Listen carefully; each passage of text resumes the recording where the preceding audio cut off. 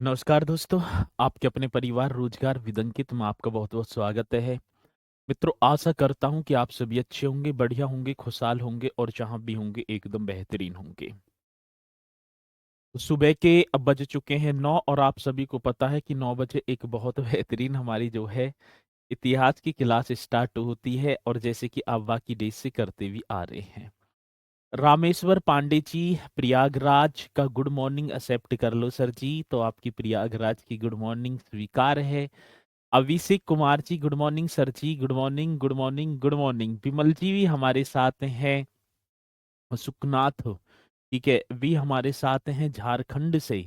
अब ब्रजेश कुमार, अविनाश कुमार भी, विकास कुमार और अयोध्या की धरती से केसपाल सर को मेरा प्रणाम।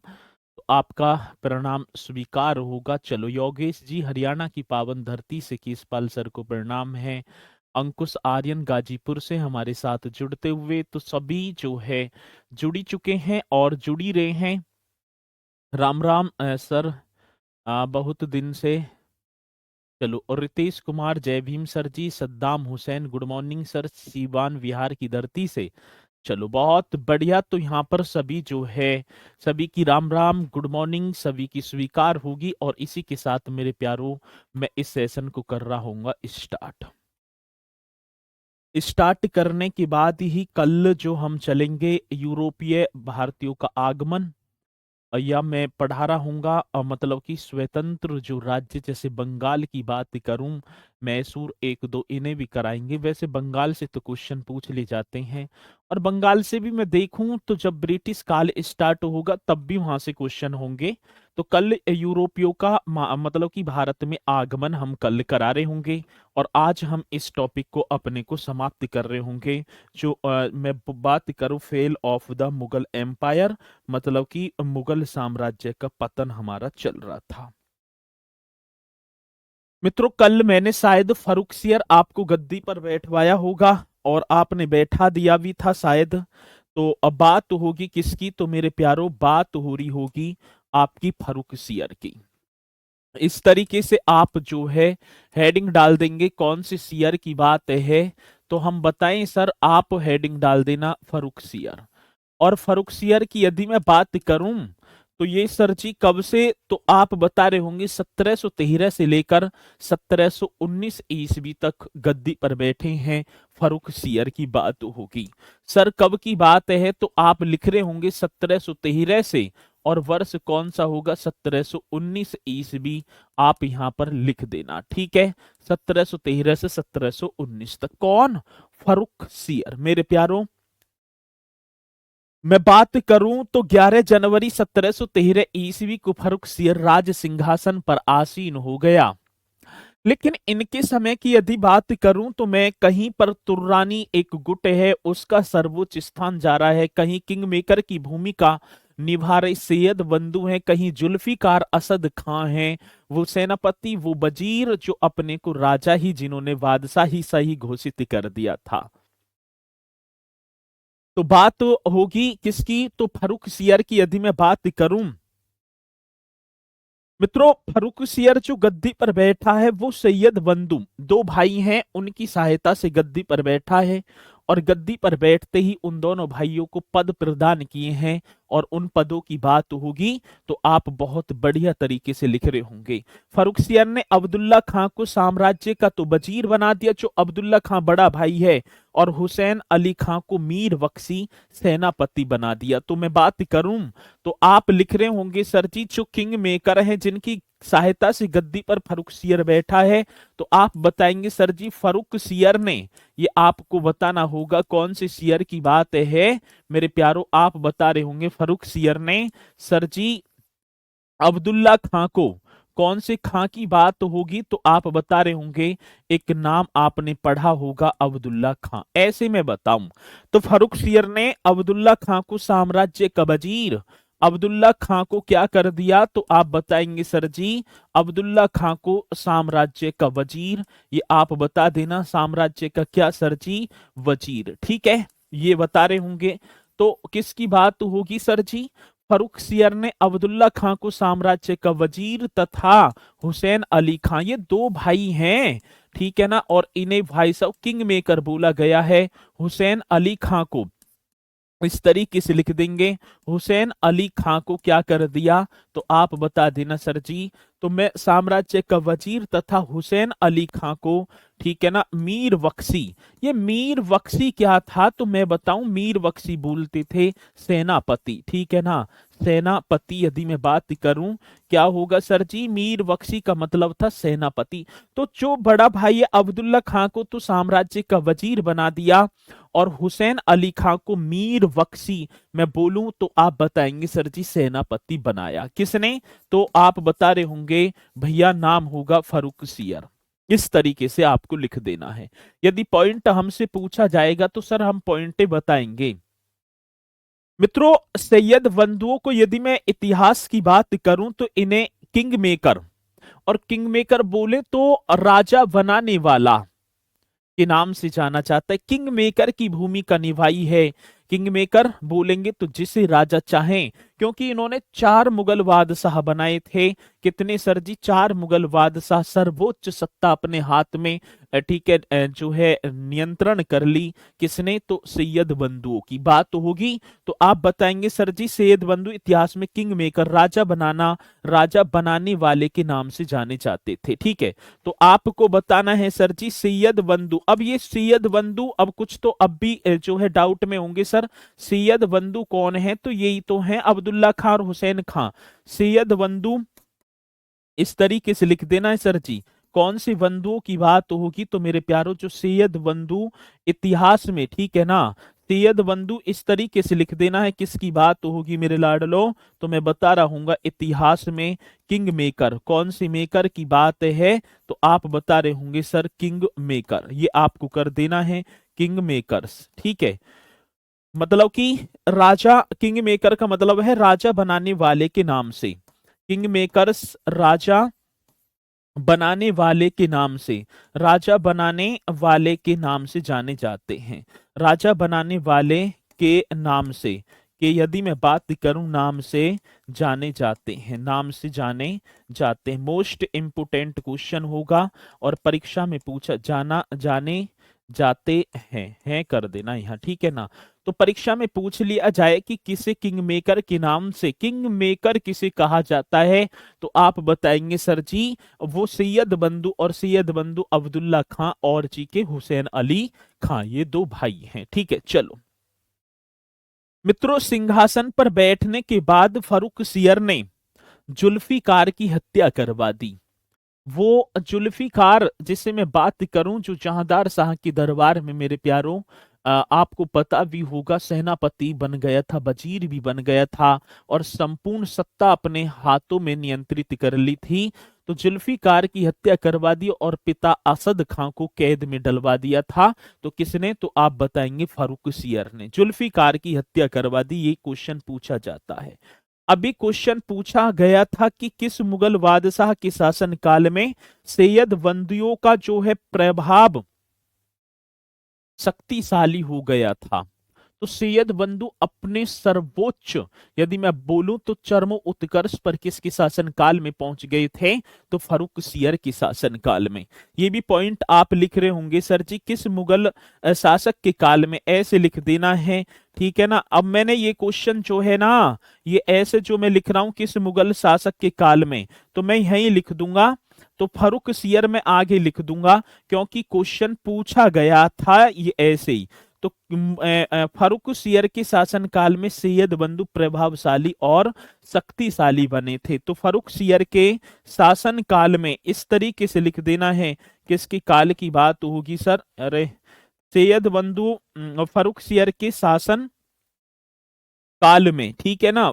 तो आप शासन काल में, फर्रुख सियर के शासन काल में यदि मैं बात करूं किसकी, तो सर जी सैयद बंधु जो होंगे, इस तरीके से आपको छाप देना है सैयद बंधु। तो फर्रुख सियर के शासन काल में सैयद बंधु प्रभावशाली और शक्तिशाली। सैयद बंधु क्या होंगे, तो आप बता रहे होंगे सर जी प्रभावशाली और शक्तिशाली, इस तरीके से लिख देना है।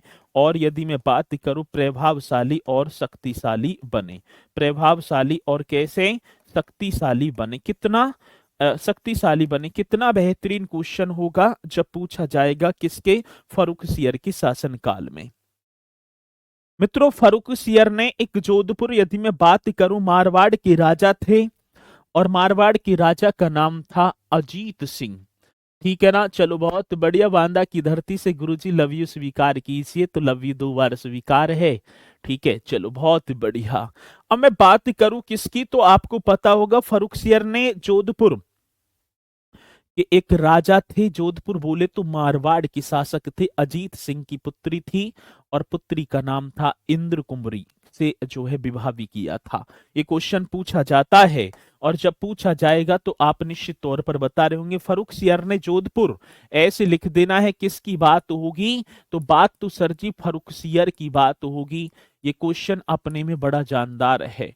फर्रुखसियर ने जोधपुर, ये आपको बता देना है किसकी बात है मेरे लाडलो, जोधपुर। और जोधपुर की यदि मैं बात करूं मारवाड़, ये आपको बता देना है जोधपुर मतलब कि मारवाड़, इस तरीके से।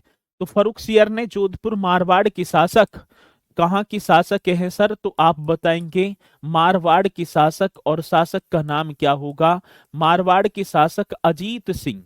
इस तरीके से कर देना है, क्वेश्चन आएगा तो निश्चित तौर पर बताएंगे। मारवाड़ के शासक अजीत सिंह की पुत्री, ठीक है ना, अजीत सिंह की क्या होगा सर जी, पुत्री, और पुत्री का नाम था इंद्र कुबरी, ऐसे लिखा हुआ है। ठीक है ना, इंद्र कुंबरी से ठीक है विवाह किया था। विवाह की बात होगी तो आप लिख देंगे विवाह किया था। तो किसने किया था, तो मेरे प्यारो आप बता देना सर जी, वो होंगे आपके जोधपुर के शासक अजीत सिंह की पुत्री इंद्र कुबरी से विवाह किया था। आता है क्वेश्चन, आएगा तो आप निश्चित तौर पर बताएंगे। मित्रों, फर्रुखसियर को घृणित कायर के नाम से भी जाना जाता है। पूछा जाता है कि फर्रुखसियर निम्नलिखित में से किस मुगल बादशाह को घृणित कायर के नाम से जाना जाता है, तो फर्रुखसियर आप यहां पर लिख देंगे बहुत ही जानदार तरीके से।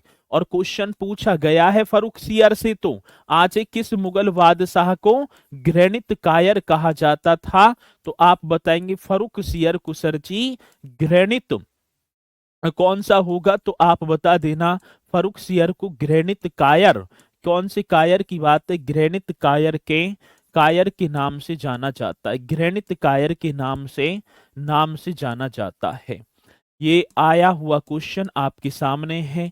आज किस मुगल बादशाह को घृणित कायर के नाम से जाना जाता है, तो आप बता रहे होंगे फर्रुखसियर को जाना जाता है सर।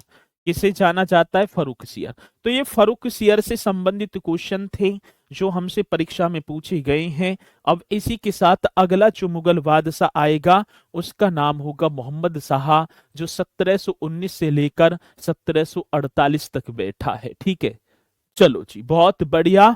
तो अगला जो मुगल बादशाह है मोहम्मद शाह, मैं लिख दूं कौन सी शाह की बात होगी सर, मोहम्मद शाह।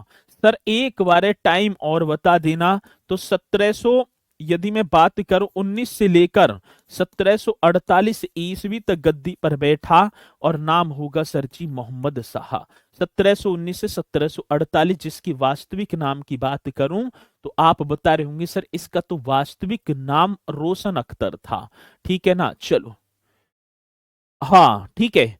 यदि मैं इनके वास्तविक नाम की बात करूं, किसका, मोहम्मद शाह का जो वास्तविक नाम है, यदि क्वेश्चन पूछा जाए कि सर मोहम्मद शाह का वास्तविक नाम, तो आप बता रहे होंगे मेरे प्यारो वास्तविक नाम तो सर जी रोशन अख्तर था।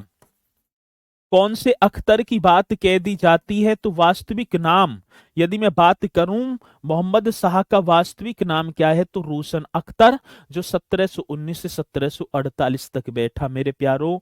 अब जब गद्दी पर बैठा है तो इससे पहले 2-2 3-3 महीना के लिए मुगल बादशाह थे, क्योंकि सैयद बंदियों ने 4 मुगल बादशाह चेंज कर दिए थे, किंग मेकर की भूमिका अदा कर रहे थे।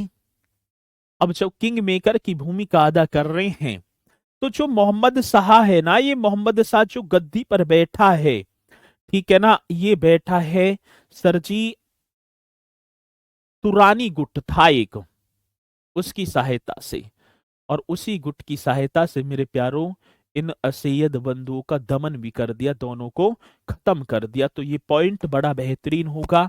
और आप बता रहे होंगे सैयद बंधुओं के दमन में किस गुट ने मुख्य भूमिका निभाई, तो तुरानी गुट। ठीक है, तो सैयद बंधु यही तो मरने चाहिए पहले। ठीक है, कौन से बंधुओं की बात होगी, तो हम बता रहे होंगे सर जी सैयद बंधुओं के सैयद बंधुओं के दमन में, दमन के, दमन मतलब दबाना, सैयद बंधुओं के दमन में किस गुट ने, ये मैं बात बताऊं, सैयद बंधुओं के दमन में किस गुट ने, ये कितना बेहतरीन क्वेश्चन होगा, किस गुट ने, ठीक है ना, किस गुट ने मुख्य भूमिका, ये आप बता देना सर जी, किस गुट ने कौन सी भूमिका की बात है, मुख्य भूमिका निभाई थी। किस गुट ने यदि मैं बात करूं मुख्य भूमिका निभाई थी, तो आपको बताना होगा सर जी मुख्य भूमिका निभाई थी, तो उस गुट का नाम तो हमसे पूछा गया तुरानी गुट है। सर कौन सा गुट होगा, तो आप बता रहे होंगे तुरानी गुट, ये आपको बताना है तुरानी गुट ने। तो ये क्वेश्चन पूछे जाते हैं, सैयद बंधुओं के दमन में किस गुट ने मुख्य भूमिका निभाई, तो आप बता रहे होंगे सर जी तुरानी गुट ने मुख्य भूमिका अदा की थी, किसके, सैयद बंधुओं के दमन में। ठीक है ना, आए क्वेश्चन तो आप भी निश्चित तौर पर बताएंगे। ठीक है, चलो बहुत बढ़िया।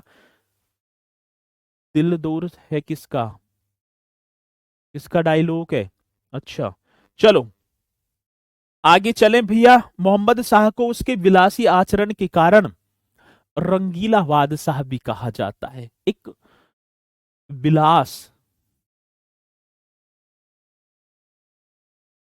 ऐसा बताया जाता है उस मंद वक्त में मोहम्मद शाह ने अपने सोने के लिए ब्रिटेन से निर्मित एक, बोले तो भैया मतलब कि पलंग, उस समय तो मतलब आज बेड बोल दूं, मैं मंगाया था जिसपे चारों तरफ मेरे प्यारों परियों की जो है तस्वीर थी, परी लगी हुई थी।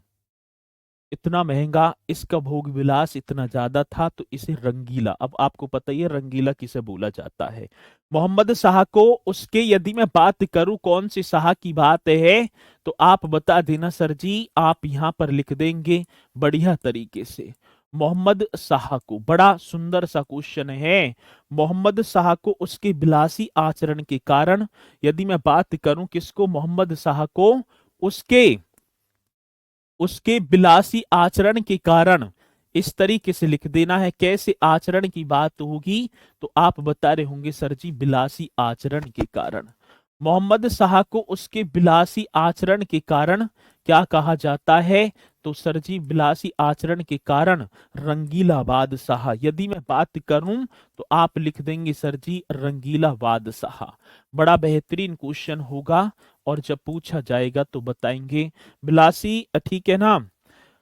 मोहम्मद शाह को उसके विलासी आचरण के कारण रंगीला बादशाह कहा जाता है। आएगा क्वेश्चन, तो आप निश्चित तौर पर ऐसे क्वेश्चन का भी आज कि किस मुगल बादशाह को रंगीला बादशाह कहा जाता है, तो इस मोहम्मद शाह को कहा जाता है।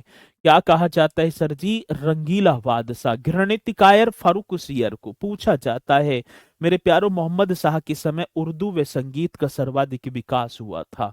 इसके समय एक बात तो है, जब मोहम्मद शाह गद्दी पर बैठा, तो इसके समय यदि मैं बात करूं तो सबसे ज्यादा उर्दू और संगीत का डेवलपमेंट होता है मोहम्मद शाह के समय। ठीक है, तो ये पॉइंट भी आपको लिख देना, मोहम्मद शाह के समय उर्दू व संगीत का सर्वाधिक विकास हुआ। तो ये आप हेडिंग मतलब कि लिख रहे होंगे बढ़िया तरीके से। मोहम्मद शाह के समय कौन से शाह की बात होगी मेरे लाडलो, आपको बताना है मोहम्मद शाह के समय, मोहम्मद शाह के समय सर्वाधिक, ठीक है ना, मतलब उर्दू व संगीत का, उर्दू व, यदि मैं बात करूं उर्दू व, इस तरीके से लिख देना है, उर्दू व संगीत का सर्वाधिक विकास हुआ। उर्दू व किसका सर जी, संगीत का, इस तरीके से आपको छाप देना है।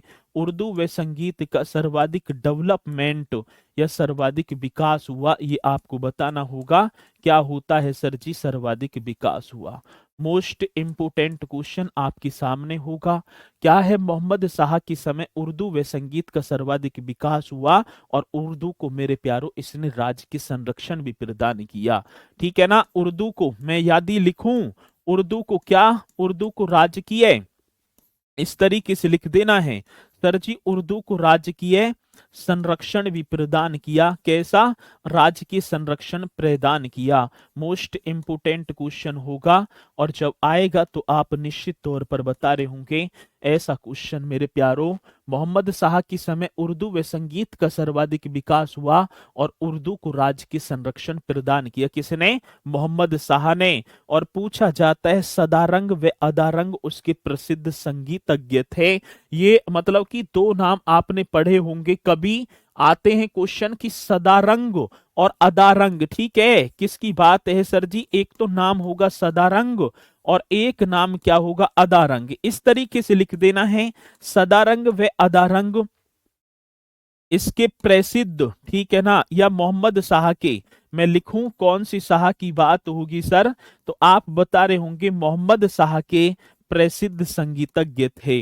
मोहम्मद शाह के क्या थे? मोहम्मद शाह के प्रसिद्ध संगीतज्ञ। इस तरीके से लिख देना है, प्रसिद्ध क्या थे? तो सर जी आप बता रहे होंगे प्रसिद्ध संगीतज्ञ थे। ऐसा क्वेश्चन आए तो आप भी निश्चित तौर पर बताएंगे कि सदारंग व अदारंग ये किसके दरबारी प्रसिद्ध संगीतज्ञ थे?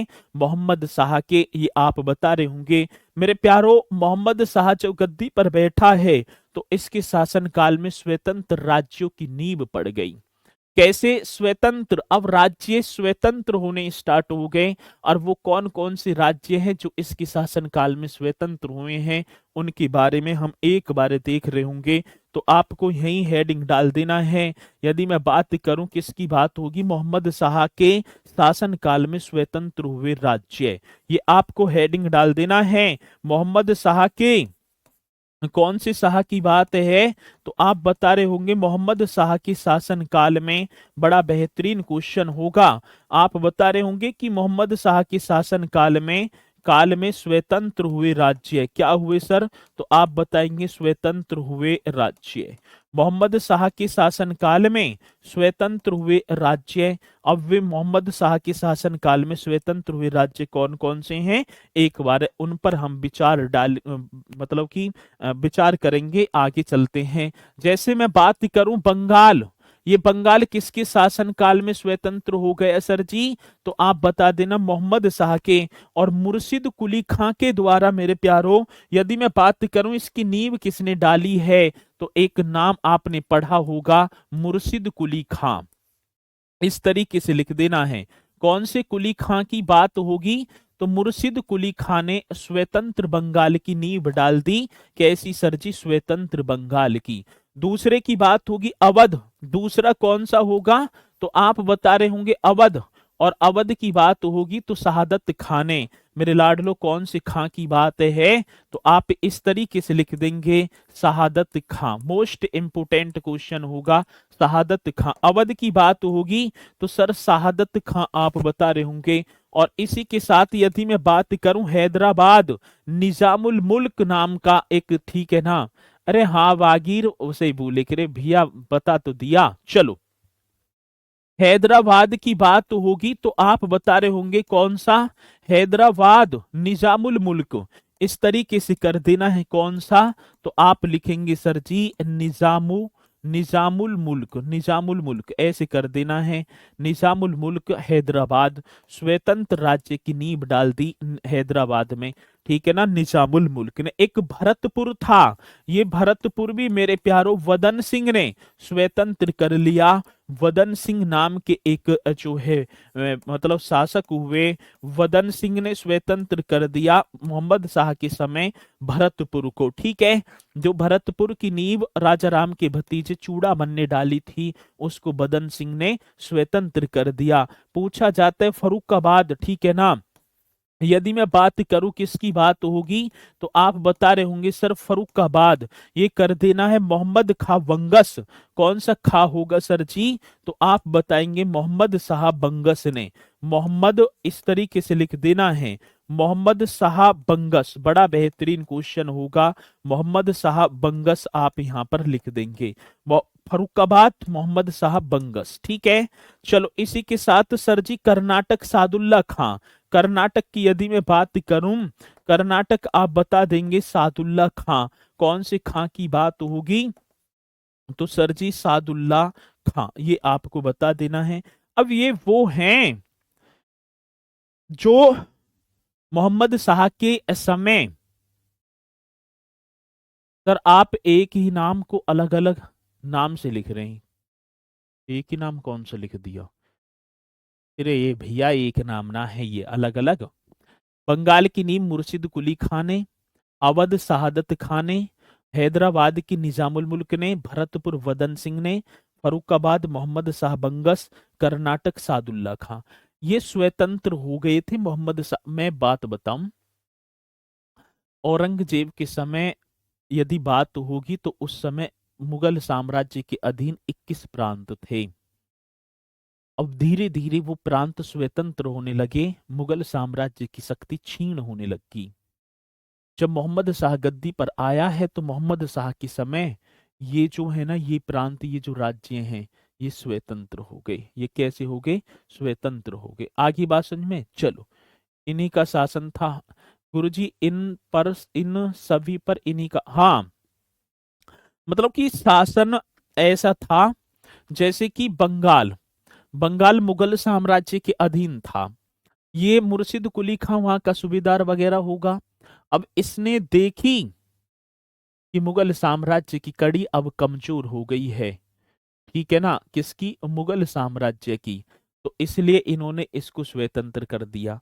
मोहम्मद ऐसे भी लिख देंगे, मुहम्मद भी लिख देंगे, दोनों एक ही हैं ये, ठीक है। दिलीप जो है एक ही है, ठीक है ना, मोहम्मद या मोहम्मद एक ही बात है। चलो मित्रों, इसी के समय एक हो जाता है नादिर शाह का आक्रमण, और ये सबसे ज्यादा इंपोर्टेंट है। नादिर शाह का आक्रमण आपने पढ़ा होगा। कौन से शाह की बात होगी? नादिर शाह। ईरान का रहने वाला था और नाम था नादिर शाह का आक्रमण। इसके इसके समय की मेरे प्यारो बहुत बड़ी ठीक है ना उपलब्धि थी नादिर शाह के आक्रमण की। इतिहास में नादिर शाह का आक्रमण याद किया जाता है, 1739 ईस्वी की बात है। मित्रों, नादिर शाह ने आक्रमण कर दिया, युद्ध हो जाता है एक करनाल का युद्ध, ठीक है। मैं बात करूं तो आप बता रहे होंगे सर एक युद्ध का नाम आपने पढ़ा होगा, और युद्ध का नाम था करनाल का युद्ध। इस तरीके से आप लिख देंगे। कौन सी युद्ध की बात होगी? तो करनाल का युद्ध था। और मैं बात करूं सर, वर्ष 1739 ईस्वी की बात थी। करनाल का युद्ध हो गए 1739 ईस्वी में। और किस किस के बीच हो जाता है ये युद्ध? तो मैं बात कर रहा हूंगा सर, एक नाम मोहम्मद शाह, ठीक है, मोहम्मद शाह, या ऐसे लिख दो, ठीक है ना, मोहम्मद शाह, ठीक है। कौन सी शाह की बात होगी? तो आप बता रहे होंगे मोहम्मद शाह वे मेरे लाडलो। एक और नाम होगा मोहम्मद शाह वे नादिर शाह, ठीक है। वो नादिर शाह सर जी जिसे ईरान का नेपोलियन कहा जाता है। यदि मैं बात करूं किसका? ईरान का नेपोलियन। ये बड़ा बेहतरीन क्वेश्चन है। ईरान का नेपोलियन कहा जाता था नादिर शाह को। आक्रमण कर दिया मेरे प्यारों। जब आक्रमण हो जाता है तो विजयी कौन होता है? नादिर शाह हो जाता है। अभी करनाल की भूमि पर है निजामुल मुल्क, जो हैदराबाद का नवाब था और मोहम्मद शाह के अधीन अधीन था, और शहादत खां जो अवध का प्रथम नवाब था। दोनों के मध्य मेरे प्यारो इनके मतलब की जंग सी छिड़ी हुई थी, आपस में बहस थी। जब युद्ध हुआ तो अवध के जो नवाब थे शहादत खान ने नादिर शाह से कहा, मतलब कि रकम के लिए बोला था कि आप इनसे इतनी रकम मांग लो, ऐसे बताया जाता है। दिल्ली की सारी बातें बता दी। नादिर शाह ने दिल्ली की तरफ जो है प्रस्थान कर दिया। तबाही मचा दी, 17 दिन तक तबाही रही। खाना पीना सब बंद कर दिया था नादिर शाह के आक्रमण ने। औरतों को लूटा गया। आगरा के, न पहले तो यहीं जगह दिल्ली के लाल किले में अंदर घुस गए। वो शाहजहां की द्वारा निर्मित मयूर सिंहासन, जिसे तख्ते ताउस बोलूं, जो संगमरमर और हीरे के जवाहरात से जड़ा हुआ वो तख्त ताउस लूट कर ले गई। कोहिनूर हीरा जो कभी मुगल बादशाहों के मुकुट की शोभा बढ़ाता था, और 70 करोड़ रुपए की धनराशि मेरे प्यारो यहां से नादिर शाह लूट कर ले गया। ये बात होगी तो भाई साहब इसने क्या क्या किया है, तो उसके बारे में हम बताएं। नादिर शाह भारत से शाहजहां द्वारा निर्मित, यदि मैं बात करूं सर जी किसकी बात है, तो आप बता रहे होंगे सर नादिर शाह। नादिर शाह भारत से, किससे सर जी? नादिर शाह भारत से शाहजहां द्वारा निर्मित। ये आपको बताना है किसके द्वारा, तो हम बताएं सर। हाँ, शाहजहां द्वारा निर्मित। मोस्ट इंपोर्टेंट क्वेश्चन होगा, किसके द्वारा निर्मित की बात होगी मेरे प्यारो, शाहजहां द्वारा निर्मित। नादिर शाह भारत से शाहजहां द्वारा निर्मित निर्मित मयूर सिंहासन, कौन से सिंहासन की बात होगी, तो आप बताएंगे सर जी मयूर सिंहासन। अच्छा जी, मयूर सिंहासन ले गए लूट के, जिसे तख्ते ताउस भी मैं बोलूंगा। मयूर सिंहासन को क्या कहते थे? तख्ते ताउस हम बोलते थे, तख्ते ताउस, इस तरीके से। मयूर सिंहासन, तख्ते ताउस। कोहिनूर हीरा, कौन से हीरे की बात है सर जी? कोहिनूर हीरा, आज ब्रिटेन की महारानी के मुकुट की शोभा बढ़ा रहा है वो कोहिनूर हीरा। तथा यदि मैं बात करूं सर जी, 70 करोड़ रुपए की धनराशि, कितने देख लो, 70 करोड़ की धनराशि, ठीक है ना, धनराशि लूट कर ले गया। धनराशि लूट कर ले गया, खोखला कर दिया, लूट कर ले गया। आ रही है बात समझ में? चलो, किसने? नादिर शाह की बात होगी मेरे प्यारो। अब मैं बात करूं, अवध के जो नवाब थे शहादत खां से 20 करोड़ रुपए की मांग कर दी नादिर शाह ने।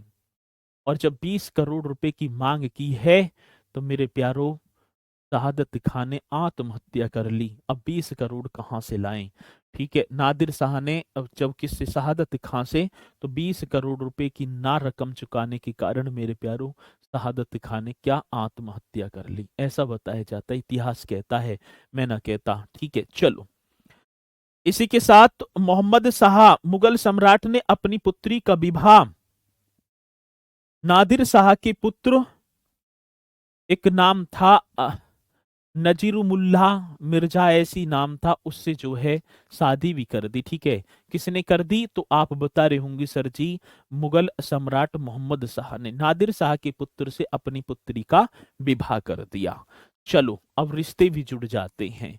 इसी के साथ मेरे प्यारों, मोहम्मद शाह ने 1720 ईस्वी में जजिया कर को अंतिम रूप दे दिया।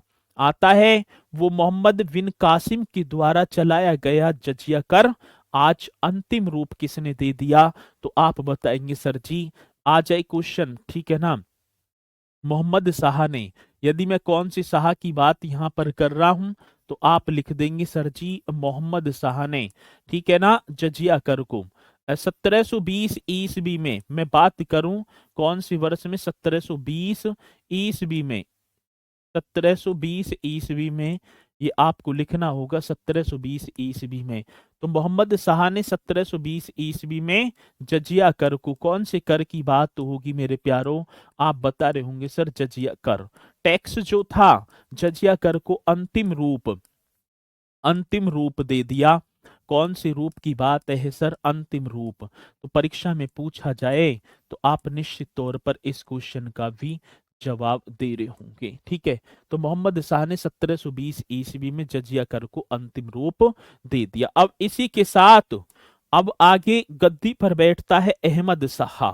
अब अगला जो सुल्तान होगा अहमद शाह, हाँ माफी चाहूंगा, सुल्तान ना बादशाह, अहमद शाह की बात होगी मेरे प्यारो, जो 1748 से लेकर, ठीक है ना, ये कब तक बैठा है? यदि मैं बात करूं मोहम्मद शाह की, तो ये 1719 से 1748 तक। और ये कब तक बैठेगा, तो आप बता रहे होंगे 1748 से 1754 तक। ठीक है, ये गद्दी पर बैठा है सर 1748 से 1754 ईस्वी तक अहमद शाह गद्दी पर बैठा है। अब तो अयोग्य शासक आगे अहमद शाह बचा ही ना है, ठीक है ना। अहमद शाह के काल में जो साम्राज्य के जो प्रशासनिक कार्यों की जो वागडोर है, जो ये जो है ना, अहमद शाह के शासन काल में जितने भर भी प्रशासनिक कार्य में राजमाता ऊधम बाई का अत्यधिक हस्तक्षेप था। प्रशासनिक कार्य राजमाता ऊधम बाई के हाथों में चले गए, ये पूछा जाता है। ठीक है ना, किसके काल की बात होगी तो आप बता रहे होंगे अहमद शाह। तो अहमद शाह के काल में ये पॉइंट बड़ा बेहतरीन होगा। अहमद शाह के शासन काल में, ये आपको लिख देना है किसके, अहमद शाह की सर जी शासन काल की बात कर रहा हूं मैं। अहमद शाह के शासन काल में ये बता रहे होंगे, अहमद शाह के शासन काल में राजमाता कौन सी माता है या प्रशासनिक कार्य, पहले हम लिखेंगे मोहम्मद शाह के शासन काल में जो प्रशासनिक कार्य, इस तरीके से आपको बताना है कौन से कार्यों की बात होगी तो आप बता रहे होंगे सर जी जितने भर भी प्रशासनिक कार्य।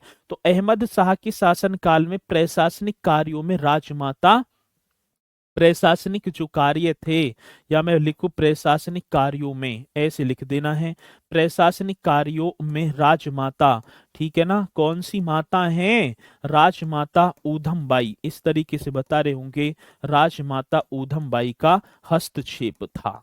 किसका हस्तक्षेप था, जो राजमाता ऊधम बाई थी उनका हस्तक्षेप था। किसमें मेरे प्यारों, तो जितने भर भी प्रशासनिक कार्य थे अहमद शाह की शासनकाल की, जिसे किबला ए आलम की उपाधि प्राप्त थी। ये जो माता थी ना राजमाता, इसे उपाधि की बात करूं सर जी, किबला ए आलम, ठीक है ना, कौन सा, तो आप बता रहे होंगे सर, आप इस तरीके से लिख देना, किबला ए आलम, किबला ए आलम की उपाधि प्राप्त थी, किबला ए आलम, ऐसे लिख देना है। तो अहमद शाह के शासनकाल में प्रशासनिक कार्यों में राजमाता ऊधम बाई का हस्तक्षेप था, किबला ए आलम की उपाधि थी। तो ये इसमें तो इतना ही है। तख्ते ताउस पर बैठने वाला अंतिम मुगल शासक मोहम्मद शाह था गुरु जी, बहुत बढ़िया योगेश जी ने, ठीक है, ये भी पॉइंट लिख ही देंगे। मयूर सिंहासन पर बैठने वाला अंतिम मुगल बादशाह मोहम्मद शाह ही था, प्रथम शाहजहां और अंतिम मोहम्मद शाह, बहुत बढ़िया शाबाश। इसी तरीके से उस टाइम रेड फोर्ट में कौन मुगल बादशाह था, तो मोहम्मद शाही तो था। चलो, अहमद शाह हो गया। अब इसी के साथ सर जी गद्दी पर आएगा आलमगीर द्वितीय, जो 1754 से 1759 तक गद्दी पर बैठा है। अब मैं बात करूं किसकी, तो आप बता रहे होंगे सर आलमगीर, इस तरीके से बता देना, आलमगीर द्वितीय, बड़ा सुंदर सा क्वेश्चन होगा। आलमगीर द्वितीय अब गद्दी पर सर जी, ये 1754 से लेकर कब की बात होगी, 1754 से 1759 ईस्वी तक, ठीक है। आलमगीर द्वितीय गद्दी पर बैठेगा 1754 से 1759 तक। आलमगीर द्वितीय मेरे प्यारों, कौन सा, आलमगीर। आलमगीर द्वितीय ने फ्रांसीसी गवर्नर थे डुप्ले को नवाब खां की उपाधि प्रदान की। ये यहाँ से मोस्ट इंपोर्टेंट क्वेश्चन है। आप बता रहे होंगे सर जी, ये आलमगीर जो द्वितीय है, इस तरीके से लिख देना है, कौन से गिर की बात होगी, तो मैं बताऊं सर, हाँ, आलमगीर जो सेकंड है, जो आलमगीर द्वितीय ने एक फ्रांसीसी गवर्नर थे, कौन थे सर जी, फ्रांसीसी गवर्नर, इस तरीके से लिख देंगे फ्रांसीसी गवर्नर। तो आलमगीर द्वितीय ने फ्रांसीसी गवर्नर, गवर्नर का नाम क्या था, डुप्ले, इस तरीके से लिख देना है, फ्रांसीसी गवर्नर डुप्ले को किसकी, तो आप बताएंगे सर जी नवाब खां की उपाधि प्रदान की थी। कौन से खां की, तो आप लिख देना नवाब खां की उपाधि, बड़ा बेहतरीन क्वेश्चन होगा, नवाब खां की उपाधि प्रदान की थी मेरे लाडलो, नवाब खां की उपाधि प्रदान प्रदान की थी। ऐसे क्वेश्चन हमसे पूछे जाते हैं, और नवाब खां, तो आप निश्चित तौर पर ऐसे क्वेश्चन का जवाब भी हमें देंगे, ठीक है। चलो, मैं प्लासी का युद्ध, भैया वो 1754 है या 1757 है अक्षय जी। प्लासी का युद्ध 23 जून 1757 को हुआ था, ठीक है। चलो,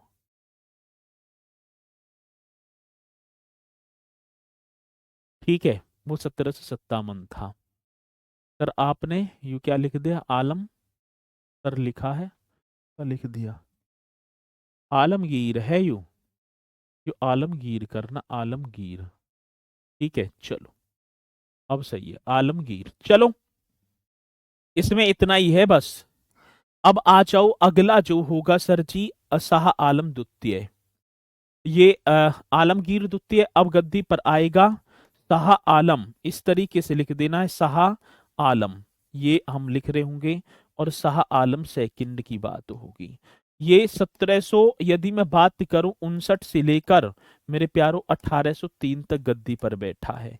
1759 से 1803, 6 होना चाहिए, 1806 ये करना है। 1806 ईस्वी तक आलम शाह आलम सेकंड होगा। मेरे प्यारो इसकी वास्तविक नाम की बात करूं, अली गौहर इसका जो वास्तविक नाम बताया जाता है।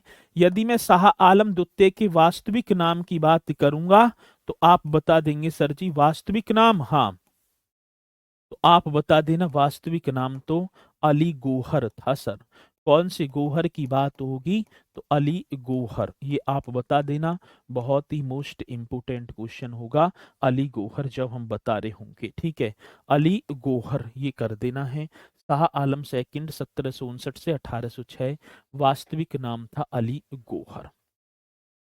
अपने पिता आलमगीर द्वितीय की मृत्यु के समय मेरे प्यारों ये पटना में था और वहीं पर इसने अपना राज्याभिषेक स्वीकार कर लिया। 8 बार आक्रमण किया था अहमद शाह अब्दाली ने, ठीक है। चलो आएगा अहमद शाह अब्दाली भी, ठीक है। ये हो गया भैया।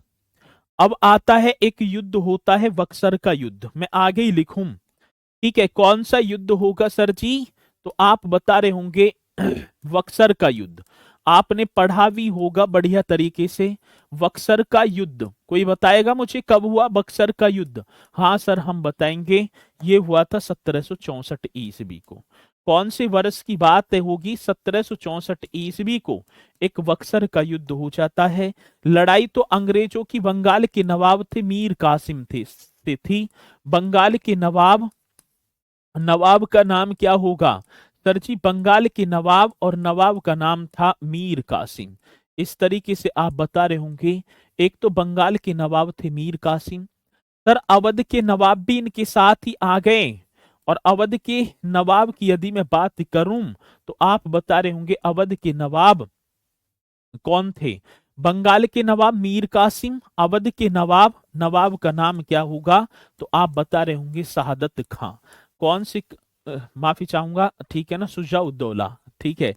कौन से दौला की बात होगी, तो आप बता रहे होंगे सर अवध के नवाब थे शुजा-उद-दौला। और भाई साहब मुगल बादशाह भी आ गया, वो तो साथ इनके देने। मुगल बादशाह, और मुगल बादशाह का नाम होगा शाह आलम द्वितीय। मुगल बादशाह कौन, तो शाह आलम सेकंड। ये तीनों की सेना, मुगल बादशाह शाह आलम द्वितीय, ये तीनों की सेना एक तरफ है। और एक अंग्रेज सेनापति थे जिनका नाम था सर जी, मैं बताऊं क्या, हेक्टो मुनरो। अब अंग्रेज सेनापति वे लिख देंगे सर, अंग्रेज सेनापति एक तरफ होगा मेरे प्यारो, अंग्रेज, अंग्रेज थे, अंग्रेज सेनापति था और सेनापति का नाम था हेक्टो मुनरो। कौन सी मुनरो की बात होगी मेरे प्यारो, हेक्टो मुनरो। युद्ध हो गया बड़ा घमासान। इस अकेले हेक्टो मुनरो ने इन तीनों को पराजित कर दिया। अब मित्रों पराजित तो हो गए, लेकिन अब क्या है, लड़ाई तो अंग्रेजों की बंगाल के नवाब मीर कासिम से थी, लेकिन शिरकत कौन कौन कर रहे थे, अवध के नवाब शुजा-उद-दौला व मुगल बादशाह शाह आलम द्वितीय।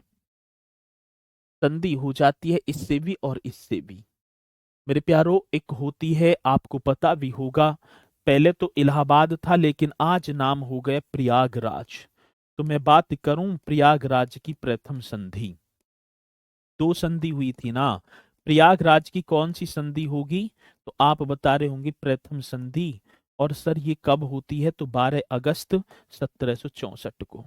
मैं लिख दूंगा भी, आप भी लिख देंगे सर। 12 अगस्त की बात थी, वर्ष था 1764 ईस्वी, 65, माफी चाहूंगा 65 करना है, ठीक है। 12 अगस्त 1765 ईस्वी की बात होगी, प्रयागराज की प्रथम संधि हम बता रहे होंगे। और किस किस के बीच होती है, तो आप बता देना सर जी। मुगल बादशाह, मैं लिख दूं, लिख दो, मुगल बादशाह इस तरीके से लिखेंगे। कौन सा सर जी? मुगल बादशाह शाह आलम द्वितीय। कौन सा आलम होगा? तो आप बता रहे होंगे शाह आलम। मुगल बादशाह शाह आलम द्वितीय व ईस्ट इंडिया कंपनी के बीच, ईस्ट इंडिया, ठीक है ना, कंपनी, ईस्ट इंडिया कंपनी के बीच ये संधि हो गई। और किस किस के बीच हो गई? तो मुगल बादशाह शाह आलम सेकंड व ईस्ट इंडिया कंपनी के बीच हो गई मेरे प्यारों। आ रही है बात समझ में? हाँ ठीक है, तलवारों से हुआ था। उस समय तो भैया तलवार भी थी, गोली भी थे, टैंक भी थे, सारे युद्ध चल रहे हैं, ठीक है, मैदान में थे, सारी चीजें अपनाई गई थी। अंग्रेज हैं तो लड़ रहे हैं, वो तलवारन से कहाँ, ज्यादा तो गोली लाएंगे, ठीक है। अब इसमें क्या होता है मेरे प्यारों, इस संधि में जो है मुगल बादशाह के द्वारा बंगाल, बिहार और मद्रास की जो दीवानी है, ओडिशा की, माफी चाहूंगा, वो अंग्रेजों को जो है प्रदान की गई। पेंशन भोगता बना दिया। अब पेंशन पे रहोगे आप। कौन? मुगल बादशाह शाह आलम द्वितीय, ठीक है। और शाह आलम द्वितीय अंग्रेजों का पेंशन बनने वाला प्रथम पेंशनर, मैं बोलूं तो प्रथम। अब अंग्रेज उसे पेंशन देंगे, राजपाट किसके हाथ में होगा? अंग्रेजों के। मात्र मैं बात करूं तो जो मुगल बादशाह जो कभी 21 प्रांत जिसके अधीन हुआ करते थे, आज वो मुगलों का शासन मात्र दिल्ली के लाल किले के अंदर सीमित रह गया। दिल्ली के लाल किले में है। अब तुम्हारा भार कुछ ना होगा, क्योंकि भार तो संपूर्ण सत्ता किसने हत्या ली? अंग्रेजों ने। तो बता रहे होंगे सर जी इस संधि के तहत होता क्या है, तो आप बताएंगे अंग्रेजों को बंगाल, बिहार व उड़ीसा की दीवानी दे दी गई, ठीक है। बंगाल, तो यहां लिख रहे होंगे सर अंग्रेजों को, यदि मैं बात करूं अंग्रेजों को, अंग्रेजों को उड़ीसा, अच्छा जी, अंग्रेजों को किसकी बात होगी सर? उड़ीसा, हाँ जी, बंगाल व बिहार, वे किसकी बात होगी सर जी? बिहार की दीवानी प्रदान की गई। बिहार की क्या है सर जी? दीवानी प्रदान की गई, दीवानी प्रदान की गई, ठीक है। किसके द्वारा? मुगल बादशाह के द्वारा, ठीक है। और भैया ये तो दीवानी प्रदान की गई, और क्या इसको जो शाह आलम द्वितीय को क्या बना दिया? पेंशन भोक्ता बना दिया। तो ये भी क्वेश्चन पूछा जाता है कि शाह आलम द्वितीय, ठीक है। यदि मैं बात करूं किसकी, तो आप बता रहे होंगे सर जी शाह आलम द्वितीय अंग्रेजों का, इस तरीके से लिख देना है, शाह आलम द्वितीय अंग्रेजों का पेंशनर, ऐसे लिख देना है। किसकी बात होगी सर जी?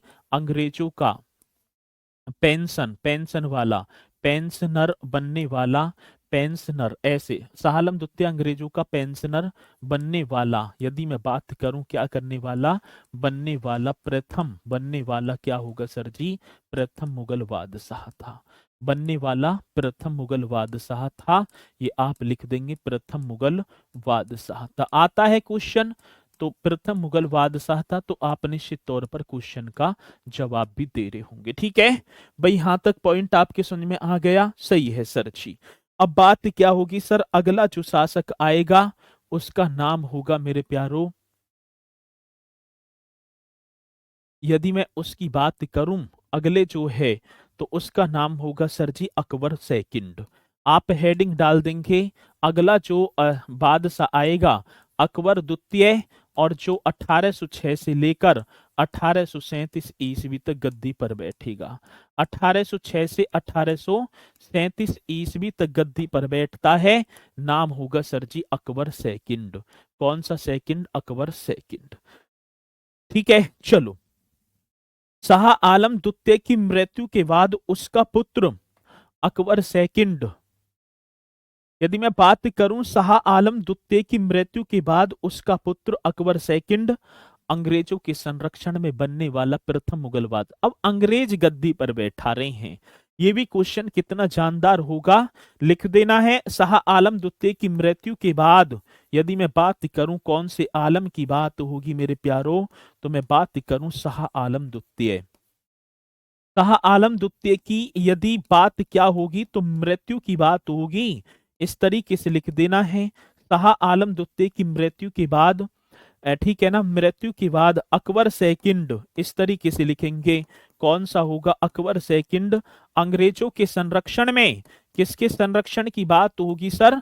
तो अंग्रेजों के संरक्षण में बनने वाला, इस तरीके से लिख देना, अंग्रेजों के संरक्षण में बनने वाला, क्या करने वाला सर जी?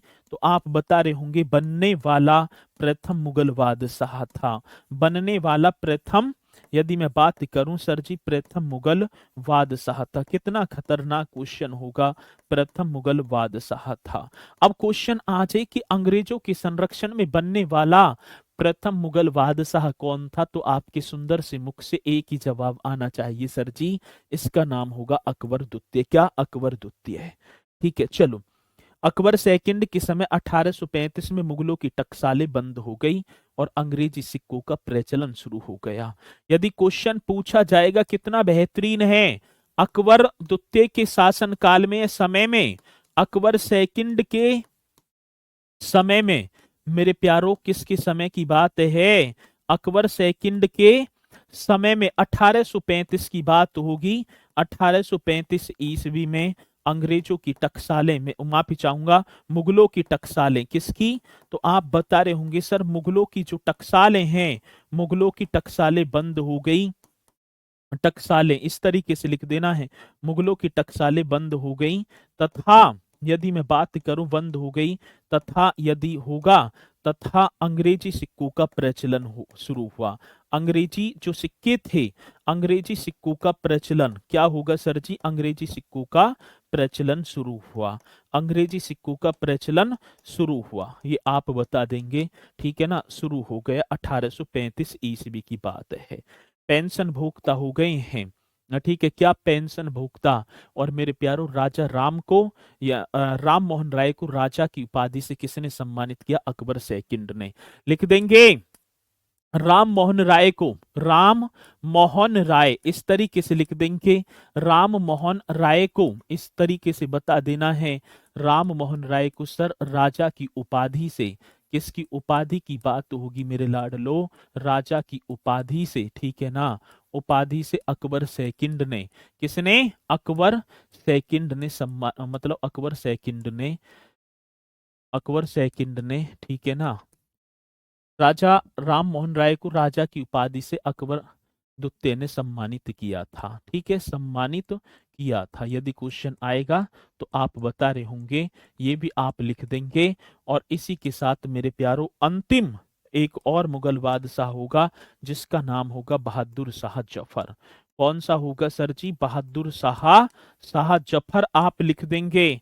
और मेरे प्यारो, यदि मैं बात करूं, ये 1837 से लेकर 1857 तक होगा। 1837 से 1857 तक, और ये होगा अंतिम मुगल बादशाह। कैसा? अंतिम मुगल बादशाह। और इसके विषय में यदि दो चार पॉइंट होंगे, अंतिम मुगल बादशाह तो जब 1857 की क्रांति होगी, ठीक है ना, बिना साम्राज्य का सम्राट था, साम्राज्य तो अंग्रेजों के अधीन है। तो अब इससे दो चार पॉइंट यदि बनेंगे तो 1857 की क्रांति में मैं करवा रहूंगा। और मेरे प्यारों, यहाँ पर हो गया आपका मुगल साम्राज्य समाप्त। कल हम करवा रहे होंगे भारत में यूरोपीय कंपनियों का आगमन। इसकी बात होगी तो भारत में यूरोपीय कंपनियों का आगमन। सर क्वेश्चन का आंसर ना दे रहे, कहाँ है क्वेश्चन? सर हीरा महल, कौन सा महल है?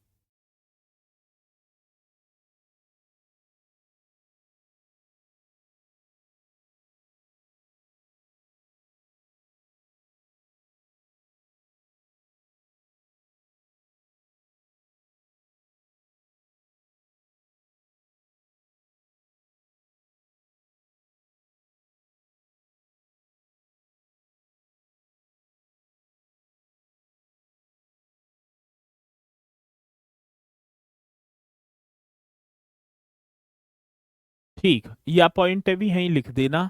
अल्पा मौर्य कह रही है हीरा महल किसने बनवाया था, तो बहादुर शाह जफर ने ही बनवाया था। ठीक है। यदि मैं बात करूं, और ये दिल्ली के लाल किले में स्थित है। दिल्ली के, यदि मैं बात करूं लाल किले में स्थित, इस तरीके से लिख देना, दिल्ली के लाल किले में स्थित हीरा महल का निर्माण करवाया। स्थित यदि मैं बात करूं, हीरा महल का निर्माण, हीरा महल का कंस्ट्रक्शन भी करवाया। ठीक है। चलो, तो ये पॉइंट आपने लिखने हैं बढ़िया तरीके से। इसी के साथ मेरे प्यारों, फिर मिलेंगे कल यूरोपियों के आगमन के समय। ठीक है। चलो, तो सभी को बढ़िया तरीके से जो है अपनी तैयारी को करते रहना है, बढ़िया तरीके से। चलो, इसी के साथ फिर मुलाकात होगी, तो सभी बोलेंगे सर जी जय हिंद जय भारत।